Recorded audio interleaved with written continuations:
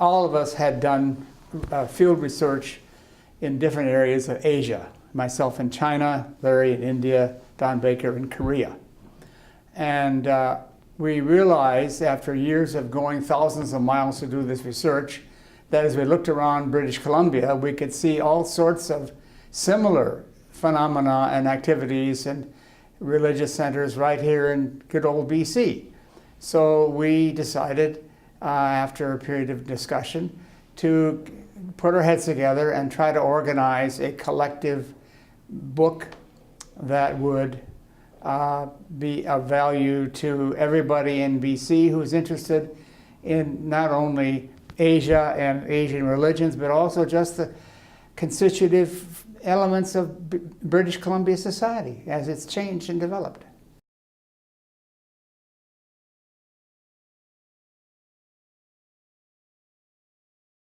And I think we discovered what others have long known, that it's a very lively province with rich connections going back for decades with different areas of Asia, and in which people have brought their traditions to Canada and to BC, but have adapted them to life here in Canada. And on the whole, it's worked out very well. One of the things that we have noticed repeatedly is in all of our interviews, we did not discover any hostility of one group against another. They all were mutually accepting or even ignored each other, actually. There were and are some tensions within certain groups between older and younger members, between persons whose roots are in Asia and more recent members from here. But on the whole, it's a relatively harmonious and peaceful scene. And we thought that that could be a useful message not only for British Columbia, but for the rest of the world as well.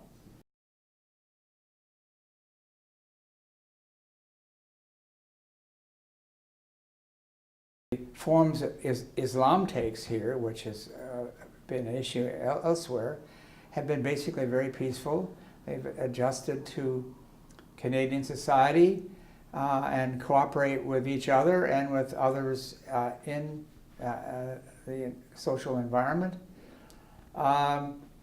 So I'm aware of the fact that academics, including me, pride themselves in seeing the more negative potentials of what's going on.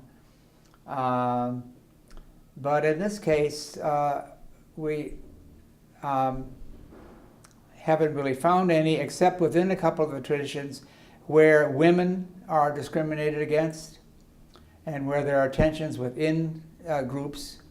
I won't mention now, but people will know, that have led to splits within those groups that have become public, and mistreatment of women and other things that are not part of the Canadian system, but which we hope people will grow out of as they become more acclimated to living in Canadian society.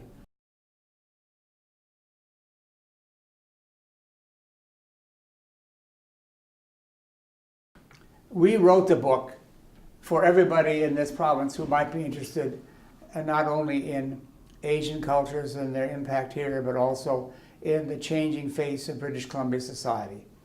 And so our hope is that it will be read by a wide range of people, not only faculty, but also in universities, but also school teachers, business leaders, government leaders, people in different forms of social activities, and just ordinary citizens, as a book that's full of interesting information that can help guide decisions about how British Columbia society is developing and how we can guide it to develop further in positive directions. So it's a good place, as I say at the end of the book, and we hoped that the book will make a contribution to furthering the positive economic and social development that's already taking place in British Columbia.